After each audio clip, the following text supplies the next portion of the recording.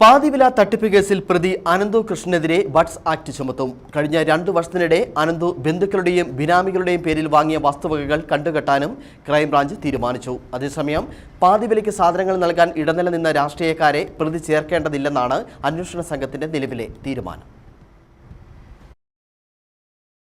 വിവിധ അക്കൗണ്ടുകളിലായി 4 കോടിയോളം രൂപയും വിവിധ ജില്ലകളിലായി 5 ഇനങ്ങളിൽ വസ്തുവും അനന്തുവിന്റെ പേരിലുണ്ട്. ഇതിനു പുറമെ ബിനാമി പേരിലും സ്വന്തമാക്കിയ വസ്തുവകൾ കണ്ടുകെട്ടാനാണ് ക്രൈംബ്രാഞ്ചിന്റെ നീക്കം. സാമ്പത്തിക തട്ടിപ്പ് നടത്തിയ സ്ഥാപനത്തിന്റെ ഡയറക്ടർ, പ്രൊമോട്ടർ തുടങ്ങിയ സ്ഥാനങ്ങളിൽ ഉള്ളവരുടെ വസ്തുവകളും ആസ്തിയും കണ്ടുകെട്ടുന്നതിന് അധികാരമുള്ള ബഡ്സായി ചുമത്തിയാകും അനന്തുവിനെതിരെ നടപടി തുടരുക. അനന്തു കൃഷ്ണന്റെ ലാപ്ടോപ്പും മൊബൈൽ ഫോണും അടക്കമുള്ള ഇലക്ട്രോണിക് ഉപകരണങ്ങൾ വിശദമായി പരിശോധിക്കും. അനന്തുവിനെ കസ്റ്റഡിയിൽ കിട്ടുന്നതിനെ വൈകാതെ അപേക്ഷ നൽകുമെന്നും ക്രൈംബ്രാഞ്ച് വൃത്തങ്ങൾ വെളിപ്പെടുത്തുന്നു. ഇരുചക്ര വാഹനങ്ങളും ഗൃഹോപകരണങ്ങളും ലഭ്യമാക്കാൻ ഇടനിലക്കാരായി നിന്ന ജനപ്രതിനിധികളുടെ അക്കൗണ്ടിലേക്ക് പണം എത്തിയിട്ടില്ലെന്നാണ് ക്രൈംബ്രാഞ്ചിന്റെ പ്രാഥമിക നിഗമനം. അതുകൊണ്ടാണ് ഇവരെ നിലവിൽ പ്രതി ചേർക്കേണ്ടെന്ന നിലപാടെടുത്തത്.